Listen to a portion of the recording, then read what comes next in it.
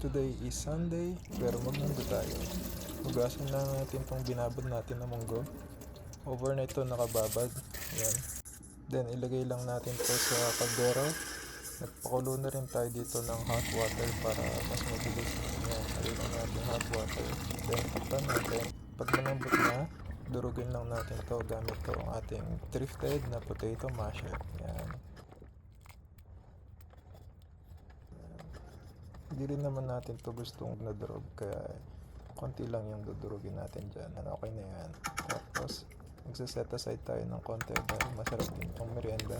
After that, mag-isa tayo ng bawang, sibuyas, tapos lalagay na natin itong pinakuluan natin na munggo.